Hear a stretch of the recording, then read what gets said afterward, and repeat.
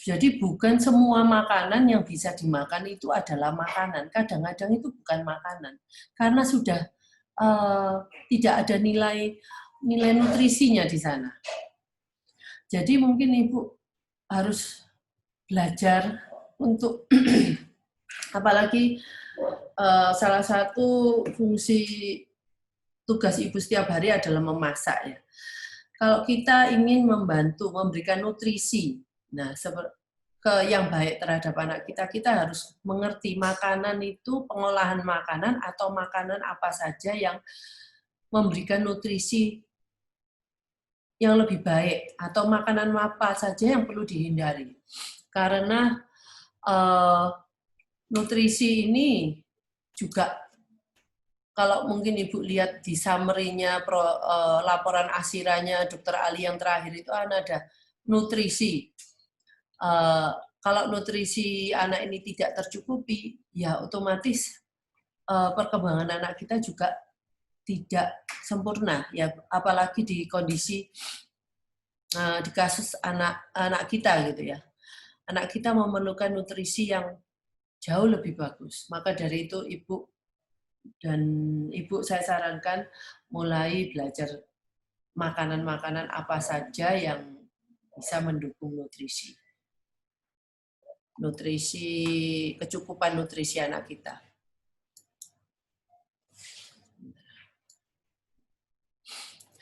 Nah, saya ini relasi apa yang harus ada antara anak dan orang tua dan orang-orang di sekitarnya. Sorry, ini ada keliru ngetik, related maksudnya.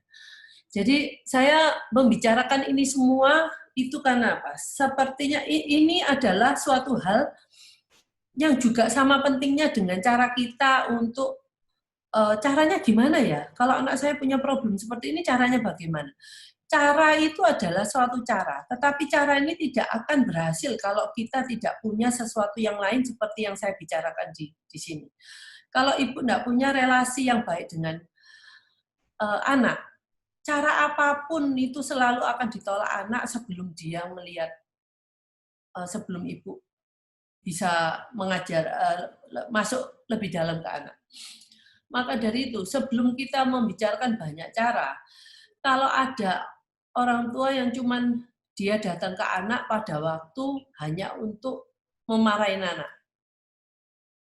Ada orang tua yang cuma datang hanya membuat oh kamu salah, kamu enggak benar, jangan lakukan ini. Nah, dan tidak pernah memberikan suatu yang positif seperti praise itu. Memuji anak. Ya, oh kamu memberikan apresiasi terhadap anak. Itu sangat berbeda ya.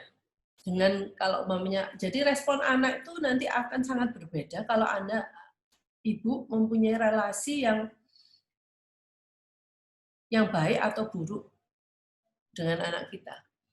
Itu bukan cuma kita, tetapi orang-orang sekitar anak juga, mungkin pengasuh, mungkin terapis. Kalau saya ini karena ini tidak ada terapis pun, ada terapis favorit, ada terapis nggak favorit. Kadang-kadang anak-anak ini bisa tahu mana terapis-terapis itu yang memberikan apresiasi terhadap anak kita. Jadi, apapun yang dikatakan oleh terapis atau orang tua atau orang-orang itu, anak pasti lebih mendengarkan daripada yang selalu hanya datang untuk melakukan suatu intervensi yang negatif. Nah, ini banyak terjadi di orang tua, banyak orang yang bilang gini, anak saya kalau saya panggil Bu, pertama awal-awal dulu itu mau Bu, setelah itu dia tak panggil nggak mau lagi. Saya bilang, maksud Ibu memanggil itu apakah ada maksudnya? Kita memanggil anak itu juga harus satu, seperti kita memanggil orang-orang. kita memanggil kan harus ada maksudnya. Kalau ibu sedikit-sedikit ibu panggil namanya, dia noleh apa, ataupun menjawab terus ibu nggak melakukan sesuatu, nah mestinya anak itu berpikir, nah saya buat apa, saya dipanggil cuman nggak ada apa-apanya, akhirnya dia berhenti memberikan respon. Nah, pusing kita. Jadi apapun, bangunlah relasi yang positif dengan anak kita. Relasi itu jangan relasi yang kita cuma demanding ke anak kita yang nggak bisa, yang notabene kurang ini, kurang itu, kurang bisa, apa ya, kalau dibandingkan anak-anak lainnya ya anak kita itu kurangnya banyak lah. Tapi ya jangan terus-menerus mengulas sisi kurangnya itu di depan dia, walaupun dia itu nggak bisa bicara. Bukan berarti dia nggak merasakan. Jadi perlakukan anak kita seperti anak yang bisa mendengar. Jadi ibu juga harus berkata-kata sesuatu, umpamanya gini. Sekarang mengenai virus corona, kita bisa ngomong sama anak kita, sekarang ini kita lagi pandemi virus corona. Tidak boleh keluar rumah. Walaupun mungkin dia nggak bisa merespon. Who knows? Tapi anak itu kan bisa mendengar. Ya karena anak itu belum bisa merespon, maka kita selalu mengasumsikan anak ini tidak bisa mendengar dan saya ngomong juga tidak ada artinya. Nah, itu penilaian yang keliru. Jadi walaupun anak ibu masih belum bisa merespon secara verbal, kita harus ngomong seperti pada kepada anak-anak pada umumnya. Walaupun kita memang pada waktu berbicara terhadap anak itu untuk ABK, kita tidak bisa berbicara dengan seperti kata-katanya yang menggunakan kalimat yang panjang gitu ya. Jadi kita pakai kalimat-kalimat yang mudah dipahami, kata-kata yang mudah dipahami dan kalimat yang pendek. Dan itu mungkin kita sering-sering ulangi. Nah, akhirnya itu menjadi kebiasaan kita juga bagaimana kita berkomunikasi dengan anak kita. Ini sangat penting. Jadi jangan biarkan otak anak kita itu hanya diisi iklan-iklan atau sesuatu yang mungkin kurang bervariasi. Nah, anak-anak itu kan biasanya kalau yang suka nonton TV, ya TV aja yang ditiru sama dia. Nah, mestinya kalau dia lebih sering nonton dengan orang tuanya, dia meniru apa yang dikatakan orang tuanya kan. Kenapa dia bisa meniru TV, dia tidak bisa meniru kita? Asal kitanya aja yang kurang banyak dengan dia. Gitu. Ini mungkin yang tidak cuma orang tua, tapi semuanya. Kita mempunyai proyek yang sama, proyek kita sama adalah menolong, membantu anak ini sampai kepada potensi maksimalnya. Kalau kita dalam satu lingkungan, kita mempunyai satu kesamaan visi dan misi, maka semua itu akan saling menunjang. Oke. Jadi gini, ini juga sangat penting. The more sensory involved in the learning, the better. Kalau anak kita itu, kalau kita mengajarkan ke anak kita, umpamanya anak kita itu masih belum bisa, mungkin perlu dilihat.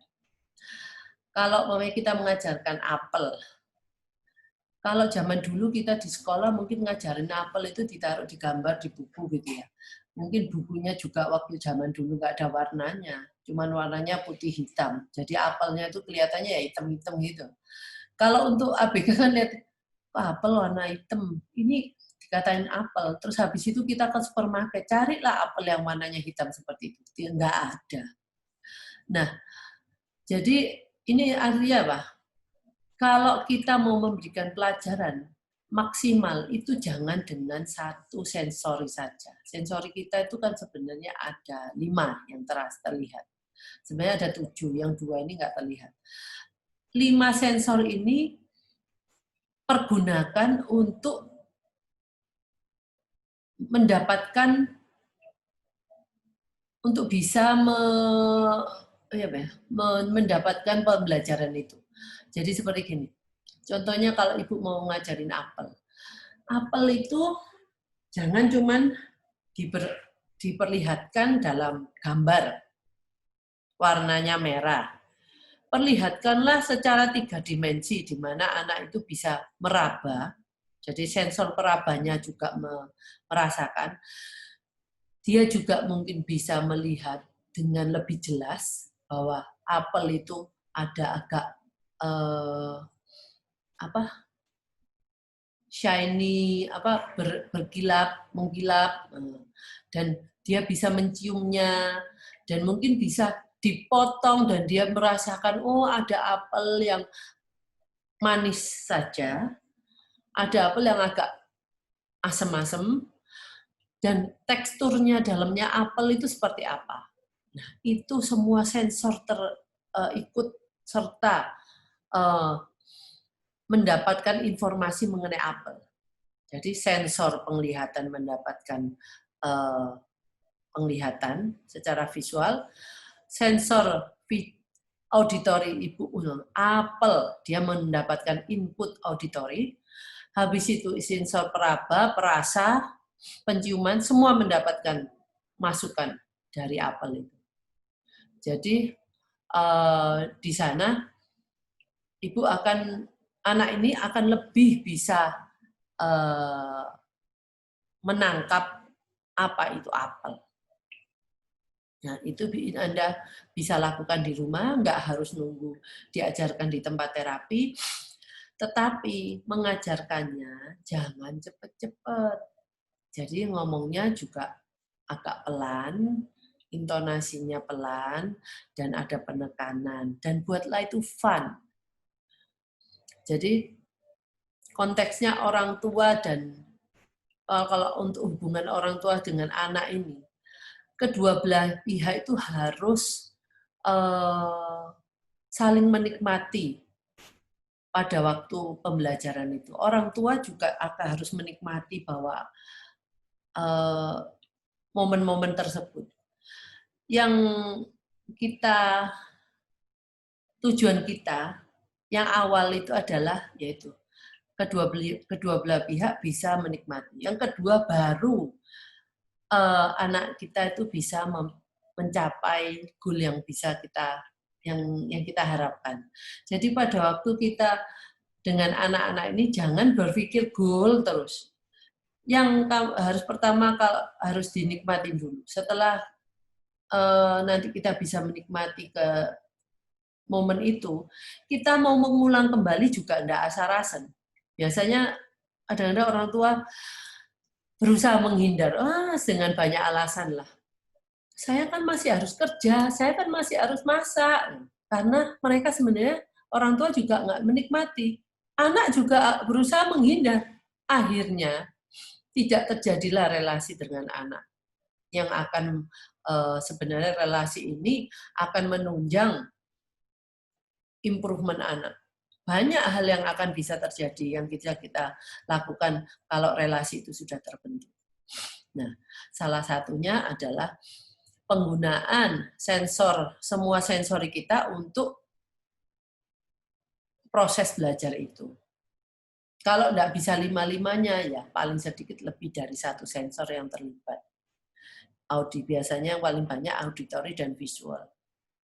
Ya, tapi sebisa mungkin saya ngomong tempat yang paling enak untuk pembelajaran itu supermarket. Karena di supermarket itu ada semua hal. Tetapi lakukanlah pada waktu supermarket, carilah supermarket yang sepi, dan mungkin pergi ke sana pada waktu tidak banyak kebisingan. Jadi ibu dan anak itu bisa ya nggak terganggu dengan orang-orang yang mungkin akan melihat apa yang dilakukan kita gitu. Nah itu sangat mendukung untuk karena di supermarket itu ada banyak barang dan kita bisa menganalisa semua barang itu tanpa membayar. Kan kita di dalam aja, nggak harus membeli. Oke,